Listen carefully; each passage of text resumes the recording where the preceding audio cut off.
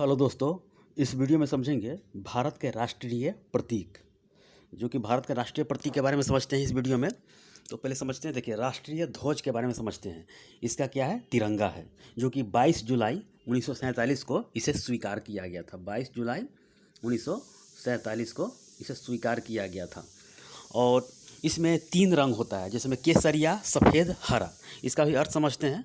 पहले समझ लेते हैं कि 1931 ईस्वी में पी वेंकैया ने सबसे पहले तिरंगे का निर्माण किया गया था। उससे भी पहले क्या था कि 1907 में सर्वप्रथम मैडम भीखाजी कामा ने स्टुटगार्ट जर्मनी में पहली बार यह राष्ट्रध्वज फहराया था। और क्या था कि इसमें कि गांधी जी के सलाह पर इसमें चरखा शामिल किया गया था। बाद में झंडा समिति ने चरखे के स्थान पर चक्र को शामिल कर दिया गया। तो चक्र में जो 24 तीली होता है, नीले कलर का होता है। एग्जाम में पूछता है कि 24 तीलियाँ होती है, जो कि नीले कलर का होता है। उसके बारे में समझेंगे। जो कि झंडे की लंबाई चौड़ाई होती है 3:2 के अनुपात में इसे बांटा गया है। और इसे और क्या होता है कि यह सर्वोच्च न्यायालय के द्वारा दिए गए, यानी कि सुप्रीम कोर्ट के निर्देश पर यह फहराया जाता है। और नवीन जिंदल जो याचिका दायर किया गया था, उसके आधार पर आम जनता को राष्ट्रध्वज प्रयोग की अनुमति दी गई थी। इतना बात याद करके रखिएगा। राष्ट्रीय ध्वज से ये क्वेश्चन बनता है। देखिए पहले समझ लीजिए राष्ट्रीय ध्वज के बारे में। इधर देखिए, ये हो गया झंडा, हो गया भारत का। तो ये ऊपर वाला केसरिया हो गया, बीच वाला सफ़ेद है और नीचे वाला हरा है। तो ये बीच में जो नीले कलर का जो 24 तीली, जिस तरह साइकिल का स्पोक होता है, वही तिल्ली है ये। उसी तरह तिल्ली है, 24 तिल्ली है। और सबका अलग अलग अपना अपना अर्थ है ये। तो ऊपर वाला केसरिया जो होता है, ताकत और बलिदान, यानी कि साहस का जो प्रतीक है, ताकत और साहस का प्रतीक होता है। सफ़ेद जो होता है, यह शांति का प्रतीक होता है।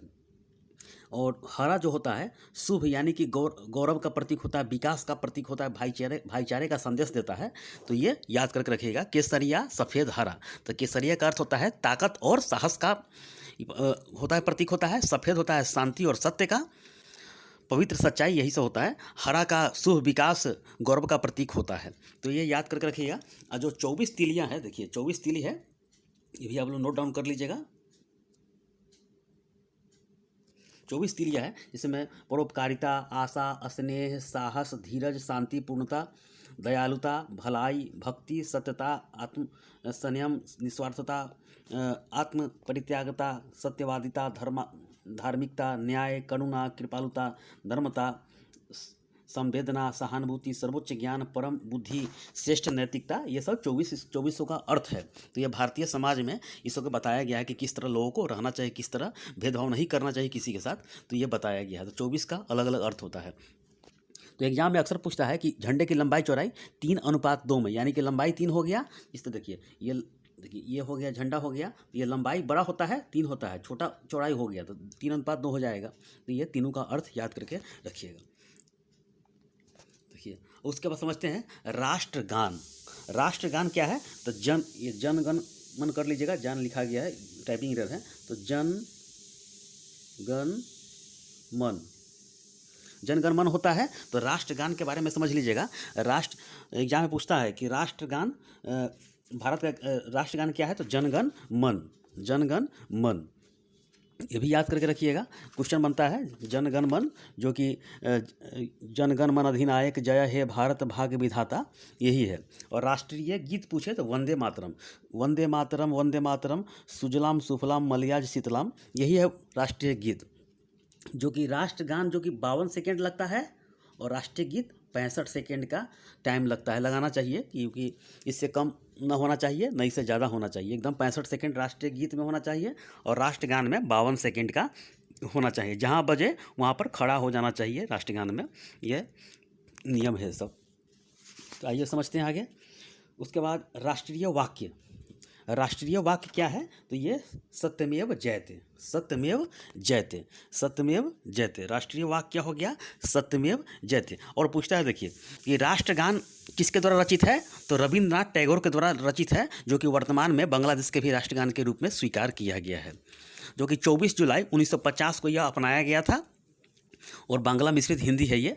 सेना द्वारा इसकी धुन तैयार की गई थी। गायन की अवधि 52 सेकंड होती है और संक्षिप्त जो कि होता है, संक्षिप्त संस्करण गायन अवधि 20 सेकंड का ही होता है। संक्षिप्त किसी एग्जाम में पूछा गया था कि राष्ट्रगान के संक्षिप्त संस्करण की गायन अवधि कितनी सेकंड की होती है? 20 सेकंड की होती है। और इसे 27 दिसंबर, ये इतिहास हिस्ट्री में पढ़ाया जाता है कि 27 दिसंबर 1911 को कलकत्ता अधिवेशन कांग्रेस में स्वयं रविन्द्रनाथ टैगोर ने इसे गाया था। और राष्ट्रगीत भी समझ लीजिए, इसे वंदे मातरम है, तो 24 जनवरी 1950 को ही इसे अपनाया गया था। इसके रचयिता कौन है? तो ये बंकिम चंद्र चटर्जी। और गायन अवधि 65 सेकंड का होता है। और इसमें जो धुन तैयार किया गया था, पन्ना लाल घोष द्वारा इसका धुन बनाया गया था, धुन कर गाया गया था ये पन्ना लाल घोष के द्वारा। यह मूलतः संस्कृत भाषा में है ये, तो ये काफ़ी महत्वपूर्ण है। और इसमें समझ लीजिए 1882 में आनंद मठ में भी इसे शामिल कर लिया गया था। भी क्वेश्चन बनता है कि 1882 में राष्ट्रगीत को शामिल कर लिया गया था। जितना बात बोल रहे हैं वो नोट डाउन करते रहिएगा। और बंग भंग जो 1905 ईस्वी में हुआ था, उसके दौरान ये राष्ट्रीय स्तर पर ये बहुत प्रसिद्ध हुआ था, तो ये काफ़ी महत्वपूर्ण है। ये चर्चित गीत भी रहा है और अंग्रेजों के साजिश के द्वारा इसे विवादित बना दिया गया था उस समय। तो ये हिस्ट्री का पार्ट पड़ता है, तो सिर्फ याद करके रखिएगा। राष्ट्रीय गीत वंदे मातरम, राष्ट्रगान जनगण मन अधिनायक। राष्ट्रीय वाक्य क्या है? तो सत्यमेव जयते। राष्ट्रीय वाक्य क्या है? तो सत्यमेव जयते। राष्ट्रीय वाक्य क्या है? तो सत्यमेव जयते। अब समझते हैं राष्ट्रीय लिपि क्या है? तो देवनागरी। हम लोग देवनागरी लिपि, हम लोग का जो एग्जाम में पूछता है कि कैसे कौन सा लिपि है, तो देवनागरी याद करके रखिएगा। राष्ट्रीय लिपि क्या है? तो देवनागरी। राष्ट्रीय लिपि क्या है? देवनागरी। लिपि क्या है? देवनागरी। 2-3 बार बोलिएगा, याद हो जाएगा ये। राष्ट्रीय चिन्ह अशोक चिन्ह हो गया। राष्ट्रीय चिन्ह क्या है? तो अशोक चिन्ह। राष्ट्रीय चिन्ह क्या है? तो अशोक चिन्ह, जो कि अशोक मौर्य साम्राज्य का मौर्य साम्राज्य का ये शासक था, जो कि कहा जाता है कि 99 भाई को मारकर अपना गद्दी हासिल किया था। और यह कलिंग पर युद्ध हुआ था, तो यही कलिंग पर युद्ध किया था। उसके बाद बौद्ध धर्म धारण कर लिया, तो यही अशोक है। तो अशोक है राष्ट्रीय चिन्ह, जो अशोक चिन्ह बोला जाता है इसे।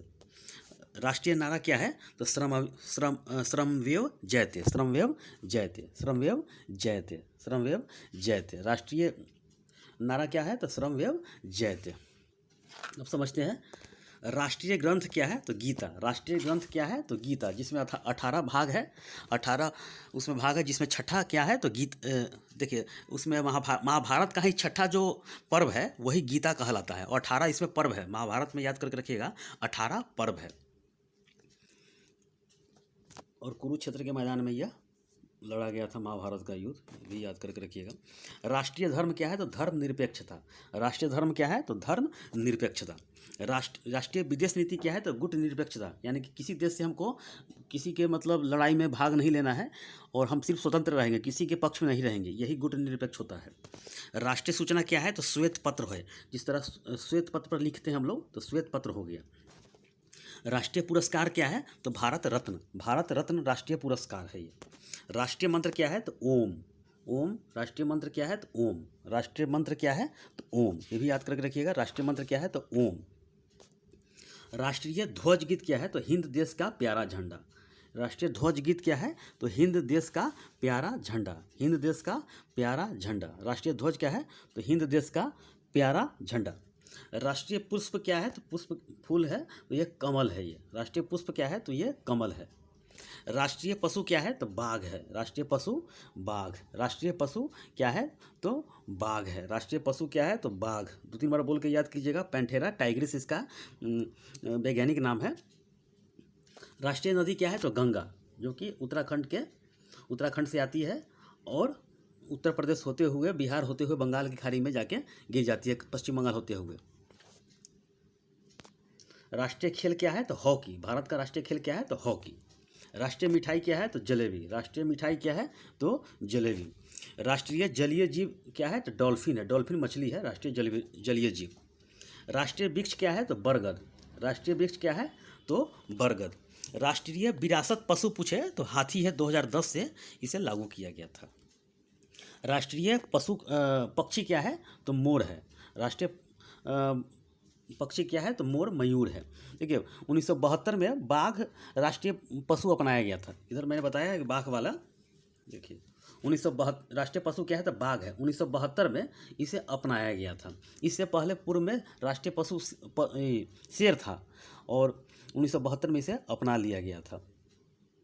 और 1970 से ही शेर और बाघ को पुनः संरक्षण प्राप्त है, तो ये भी याद करके रखिएगा। और राष्ट्रीय जो पक्षी मैंने बताया ये मयूर है। राष्ट्रीय पक्षी क्या है तो मयूर है। 1963 में इसे राष्ट्रीय पक्षी घोषित कर लिया गया और इसे 1972 से, देखिए 1963 में इसे राष्ट्रीय पक्षी घोषित कर लिया गया और 1972 में इसे वन्य जीव संरक्षण अधिनियम के तहत इसे पूर्ण संरक्षण प्राप्त है इसे। तो और राष्ट्रीय मुद्रा क्या है तो रुपया। रुपया क्या है तो इसका सिंबल आर है, इसको आर दे दिया गया, उदय कुमार जी के द्वारा दिया गया था ये। राष्ट्रीय कैलेंडर क्या है तो शक संवत है। राष्ट्रीय कैलेंडर क्या है तो शक संवत है। राष्ट्रीय कैलेंडर क्या है तो शक संवत है।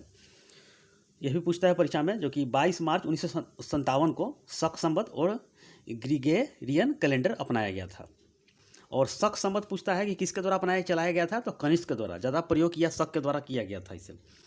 और यह 22 मार्च को यह प्रारंभ होता है। ये भी याद करके रखिएगा, तो ये भी एग्जाम में पूछता है। राष्ट्रीय योजना क्या है तो पंचवर्षीय योजना। राष्ट्रीय योजना क्या है तो पंचवर्षीय योजना। वर्तमान में नीति आयोग काम कर रहा है, जो कि पंचवर्षीय योजना 1951 से लेकर 2017 तक चला। 12 पंचवर्षीय योजना हुआ, लेकिन उसके बाद ख़त्म कर दिया गया और 1 जनवरी 2015 से इसे नीति आयोग लागू कर दिया गया। इसे पदेन अध्यक्ष कौन होते हैं तो प्रधानमंत्री जी इसका होते हैं। ये नरेंद्र मोदी वर्तमान में है भी, 2021 में वर्तमान में भी यही अध्यक्ष हैं ये, तो भी याद करके रखिएगा। राष्ट्रीय फल क्या है तो आम है। राष्ट्रीय फल क्या है आम है। राष्ट्रीय पर्व क्या है स्वतंत्रता दिवस, गणतंत्र दिवस और स्वतंत्रता दिवस 15 अगस्त को मनाया जाता है। गणतंत्र दिवस 26 जनवरी को मनाया जाता है और गांधी जयंती 2 अक्टूबर को मनाया जाता है, जो कि इनका जन्म दिवस है। और भारतीय राष्ट्रीयता क्या है तो यानी कि राष्ट्रीय राष्ट्रीयता क्या है तो भारतीय, हम लोग भारतीय हैं। और एक और याद कर लीजिएगा, जलीय जंतु घोषित 2009 में किया गया था, इसका नाम है स्विस जलीय जंतु घोषित किया गया था। तो ये इतना बात याद करके रखिएगा, एग्जाम में कोई ना कोई एग्जाम में ये सब बनता रहता है। और धरोहर वाला याद करके रखिएगा, एग्जाम में पूछा गया था कि राष्ट्रीय धरोहर पशु कौन है तो हाथी है, 2010 से संरक्षण प्राप्त है इसे। ये भी याद करके रखिएगा, काफ़ी महत्वपूर्ण है। और देखिए क्या है कि जितना मैंने बताया प्रतीक चिन्ह 1971 में prevention of insult to national honour act है लागू किया गया था। बाद में 2003 में इसे संशोधन करके इसके तहत राष्ट्रीय प्रतीकों का अगर अपमान करेगा दंडनीय अपराध है, उसे सजा का प्रावधान किया गया है। ये भी नियम लागू किया गया है। तो बस ये प्रतीक चिन्ह में इतना क्वेश्चन बनेगा, इससे आप समझिए याद कर लेंगे तो आपको याद हो जाएगा। तो ठीक है, इस वीडियो में इतना ही, धन्यवाद।